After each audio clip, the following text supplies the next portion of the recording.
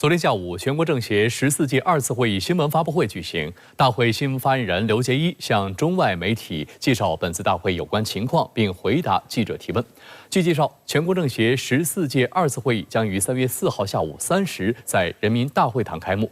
，3月10号上午闭幕，会期6天。全国政协14届2次会议主要议程是听取和审议全国政协常委会工作报告和提案工作情况的报告，列席14届全国人大2次会议，听取并讨论政府工作报告以及其他有关报告，审议通过全国政协14届2次会议政治决议、关于常委会工作报告的决议、关于全国政协14届1次会议以来提案工作情况报告的决议、关于全国政协14届2次会议提案审查情况的报告。大会期间将安排开幕会、闭幕会以及2次大会发言。除了昨天的新闻发布会外，大会还将举办3场委员通道采访活动。新任全国政协大会新闻发言人刘杰一透露，在今年的两会上，高质量发展、宏观经济、就业、共建“一带一路”等将是政协委员们的重点关切。刘杰一还表示，共有3000多名中外记者报名采访两会，可见中外媒体对于今年两会的高度关注。经济议题备受委员关注，是政协协商议政的重点。在谈到全国政协如何高质量建言资政，更好地服务发展大局方面，刘杰一介绍，展望未来，我们经济韧性强、潜力大、活力足，全国政协将继续助力巩固经济向好态势，就经济领域重要问题开展形式多样的协商议政，积极建言资政，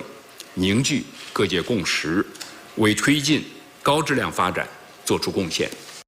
建设粤港澳大湾区是习近平总书记亲自谋划、亲自部署、亲自推动的重大国家战略。5年来，大湾区发展生机勃勃。在回答记者有关全国政协如何推动大湾区深度融合、协同发展时，刘杰一说，今年春节期间，港澳与内地居民北上南下的双向奔赴，是粤港澳大湾区车畅人兴、财旺强劲活力的生动写照。第14届全国政协有230多位来自港澳的委员，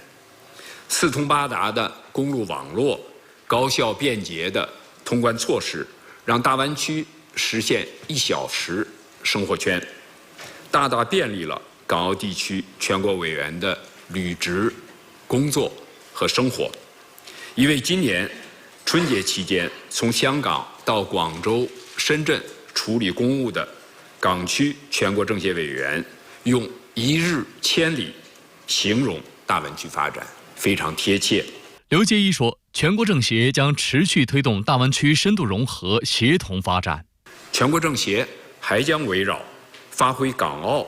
在我国建设更高水平开放型经济新体制中的作用等议题，深入调研，推进粤港澳基础设施硬联通、规则制度软衔接、民生互惠心相融。民营经济是推进中国式现代化的生力军。刘杰一表示，助推民营经济发展壮大是政协履职实践的传统，民营经济前景可期，民营企业大有可为。全国政协委员中有不少是民营企业家，1年来大家感到各项促进民营经济发展壮大的政策聚焦解决实际问题，破解发展难题，提振了大家的信心，增强了大家的底气。全国政协还将围绕持续优化民营企业发展环境，开展民主监督性市场，围绕清理拖欠企业欠款情况，召开重点关切问题情况通报会，通过履职为民营企业发展鼓干劲儿、强信心、办实事儿。每年的全国两会既是中国议政关键期，也是世界观察中国的重要窗口。今年是新中国成立75周年，也是实现“十四五”规划目标任务的关键一年。面对全球治理和产业链格局变化加速演进，今年中国经济发展预期目标将如何确定？重点领域改革与更高水平对外开放如何推进？全球媒体对今年中国两会释放的信息量充满期待。新加坡联合早报的报道注意到，中国两会开幕前夕，前往北京建国饭店领取采访证件的中外记者络绎不绝。据全国两会新闻中心公布的数字，今年共有3000多名中外记者报名采访，较过去几年明显增长，大致回归到2019年新冠疫情前的状态。联合早报驻京记者参加了3号下午的中国政协14届2次会议的新闻发布会，也是今年中国两会的首场媒体采访活动。报道关注到，下午2时许，数百名中外记者聚集在新闻发布厅，参会的记者人数明显比过去4年多，全场座位已坐满，部分记者只能站在会场两侧。报道还重点提到，疫情期间两会采取闭环形式召开，许多采访只能通过线上进行。今年则取消了每家媒体机构只能派1名记者出席1场活动的限制，允许所有持证记者参会，无需隔离。多个地方代表团的小组讨论环节也将重新面向媒体开放，不少代表团已相继邀请外国媒体旁听和提问。这意味着北京人民大会堂广场将重现人山人海的盛况，重要记者会的现场将一座难求。报道认为，两会回归常态安排，展现中国社会恢复活力与开放，向外释放了积极信号，将提振各界信心。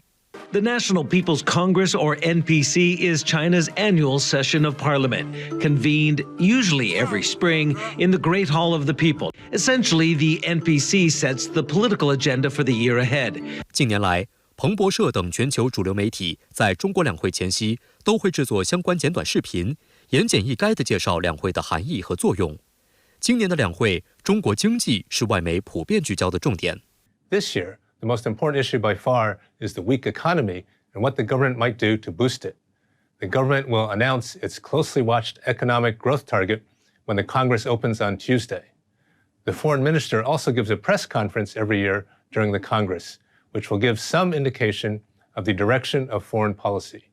But this year, the economy is the most important issue for most Chinese, and what the government will do to try to restore both investor and consumer confidence. 英国路透社3月1号的报道指出，把2024年经济增速目标定在同比增长5%左右，将使中国能够实现此前定下的在2035年达成经济总量或人均收入翻一番的目标。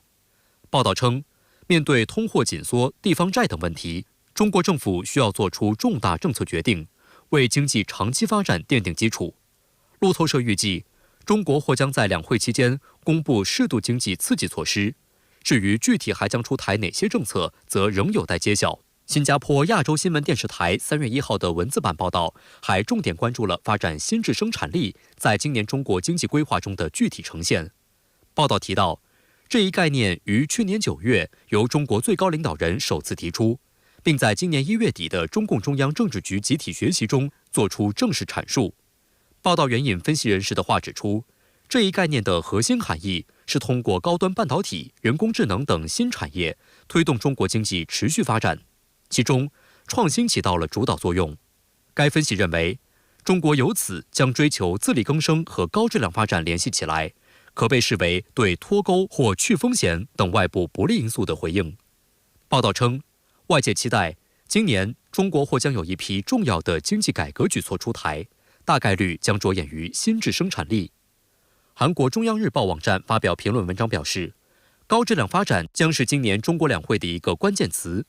文章特别关注到，今年1月31号，中共中央政治局曾就扎实推进高质量发展进行了第11次集体学习。韩媒表示，中国现在的目标是要通过高质量发展让人民群众生活更美好。中国对外开放的政策举措也一直是海外人士关注的重点。在全球经济一体化进程中，中国如何进一步扩大开放，深化与世界各国的经贸合作，以及如何推动区域经济一体化进程都备受期待。今日巴勒斯坦刊文表示，即将举行的两会将为中国的经济前景、发展蓝图和全球愿景提供重要线索。通过中国两会这个窗口，全世界将了解中国的双循环、绿色增长等理念。文章还提到，尽管面临来自国际和地区环境的多重挑战，中国的经济仍表现稳健。部分美国媒体也就中美关系和台湾问题做出前瞻。相关报道援引观察人士分析认为，鉴于台当局将于今年5月换届，台海风险因素增加，今年两会中央政府针对两岸关系的表态和政策宣示非常关键。全国两会来临之际，深圳广电集团发起两会家常话全媒体互动活动，邀请大家带上观点，与前方上会的记者、人大代表、政协委员远程连线实时互动。那哪些市民话题受市民的期待？代表委员们又会如何进行回应呢？两会家常话，一起唠民生。大家好，我是记者冷宁。在两会期间，民生话题是老百姓关心的心头事，衣食住行、医疗、教育、就业、养老，可以说各方面都与大家息息相关。那么在今年的两会，大家最关注、最关心的民生话题是什么呢？我们一起来了解一下。深圳这些公园算是比较多的，我们是希望就是说每个区域都能普及到，像孩子玩的儿童公园这种类似的也能多一点。我是一名初3的学生。我觉得在学校的压力是还好的，但是回到家呢，父母会因为成绩等因素给我们造成比较大的压力，这是不利于我们身心健康的，所以我希望各位代表去关心一下此事。我们这一次呢也开通了线上互动的渠道，可以看到有很多的市民给我们发来了他们的观点，我们一起来赶快听一听。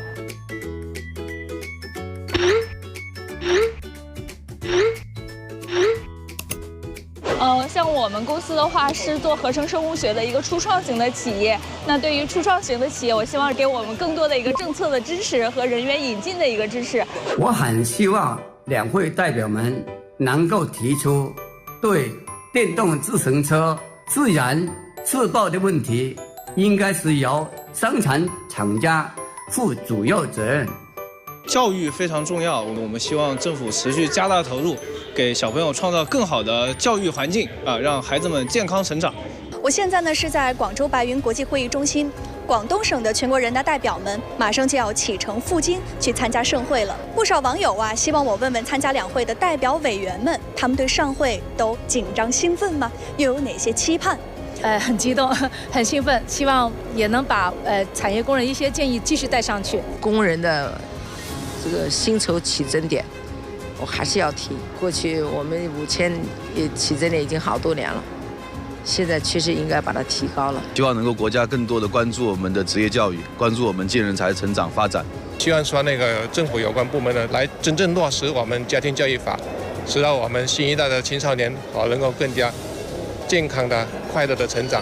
好的，也希望大家能够积极的参与互动。那接下来呢，我们会就衣食住行等方面的两会民生热点话题与大家展开探讨，也希望大家能够多多的参与互动。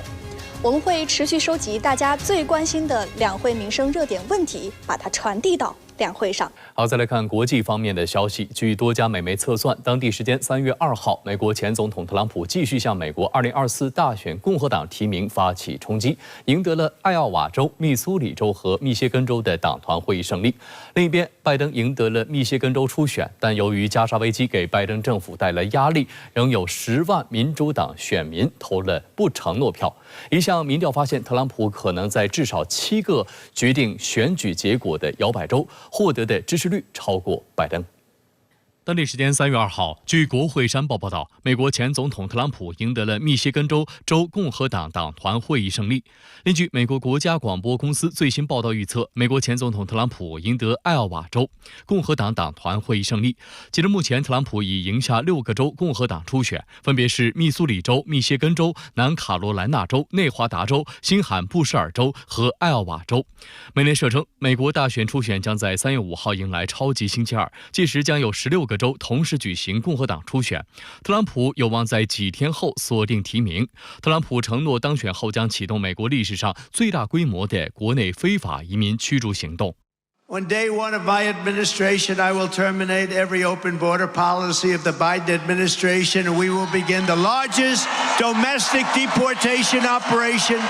in American history because we have no choice. 目前，特朗普已赢得了244张代表票，而另一位共和党总统竞选人、美国前常驻联合国代表尼基·黑利只获得了24张。候选人最终需要拿到1215张代表票，才能成为共和党提名的总统候选人。据美联社3月2号报道，在近日的竞选活动中，美国前总统特朗普进一步升级了他在移民问题上的言论，并指责拜登总统发动了一场颠覆美利坚合众国的阴谋。Every day, Joe Biden is giving aid and comfort to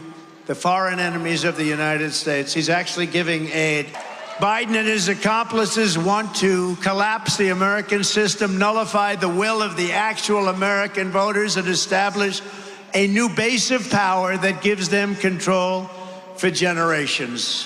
反观民主党，尽管拜登赢了密歇根州初选，但由于加沙危机给拜登政府带来压力，仍有10万民主党选民投了不做承诺票。据了解，不做承诺是密歇根州党内初选投票中一项特有选择，即选民表达党派倾向，但不支持某个具体候选人，也被美国媒体称为抗议票。密歇根州有大量阿拉伯裔美国人，他们不满新一轮巴以冲突爆发以来拜登政府的做法，希望通过这种方式向拜登表达抗议，敦促美国政府停止为战争提供资金，呼吁停火。据美国国会山报报道，本周公布的一项民调发现，特朗普在至少7个可能决定选举结果的摇摆州获得的支持率超过了现任总统拜登。在所有7个州中，48%的选民表示他们会支持特朗普，43%的选民表示会支持拜登。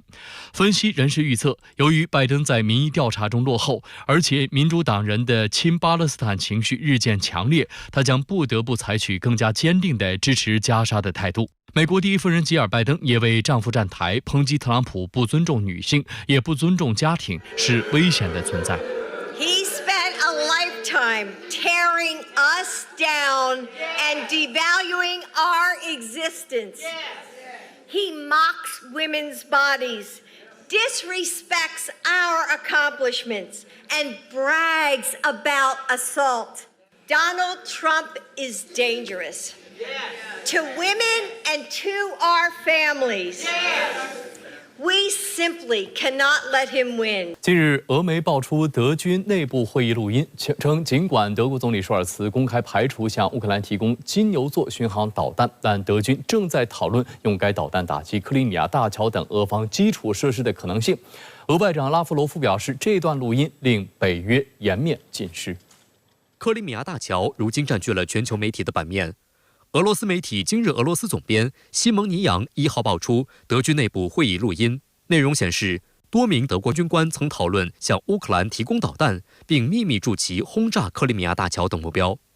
这段长达38分钟的音频文件，据称是在上月19号被录下。西蒙尼扬在社交平台上透露，说话的4名德国军官分别为德国空军司令格哈茨、德国空军司令部作战和演习负责人格列费，以及2名德军太空司令部空中作战中心官员芬斯克和弗罗斯特德。俄乌冲突爆发以来，对于俄媒的爆料，西方媒体普遍持怀疑态度，但这次包括《华尔街日报》、美国有线电视新闻网等主流美媒都在第一时间表示，已向德国军方求证这段录音是真实的。Discussions were really quite detailed, that these apparently senior officers of the Bundeswehr discussed the use of Taurus missiles, which have a range of about 500 kilometers, double the range of any missiles that France or the UK have sent to Ukraine. 在录音中，格哈茨提到，可以分2批向乌克兰运送金牛座导弹，每批50枚。但他同时表示，这么做可能会让德军陷入与乌武装部队有直接联系的泥淖。外界注意到，德国总理舒尔茨上周接受德新社采访时，明确否决向乌提供金牛座导弹，认为这将导致局势升级。但就在几天后，录音遭曝光。德国《世界报》称，如果这段录音是真实的，它在政治上将极具爆炸性，因为这意味着德军与舒尔茨的想法截然不同。正在梵蒂冈访问的舒尔茨表示，德国政府将针对录音着手展开调查。What is being reported is very serious. That's why it is necessary to begin a very thorough, intensive and rapid investigation. 虽然德军方讨论的内容十分敏感，参与讨论的官员层级也很高，但他们并没有使用内网或者加密通话，而是选择了美国公司思科开发的线上会议应用。这款民用通讯软件被德国军方和其他政府敏感部门广泛使用。《华尔街日报》爆料称，开会时，一名军官甚至身处新加坡，通过自己的智能手机加入会议，听起来似乎毫不设防。也有分析认为，俄方此时高调发布录音背后另有盘算。The first one is to signal to the German government and the German army leadership that Russia knows what is being debated on the closet meetings. So Russia has obviously kind of access to these talks and can tape them and can publish them in general. And the second one is Russia wants Germany to make Germany think twice before delivering cruise missiles like Taurus to the Ukraine or delivering any other kind of heavy weapons to the Ukraine. 俄罗斯外交部发言人扎哈罗娃1号表示，俄罗斯将要求德方就此作出解释。俄外长拉夫罗夫也表示，这段录音令北约颜面尽失。从德国方面试图掩饰或隐瞒可以看出，德方完全清楚他们在讨论直接参与俄乌冲突的问题。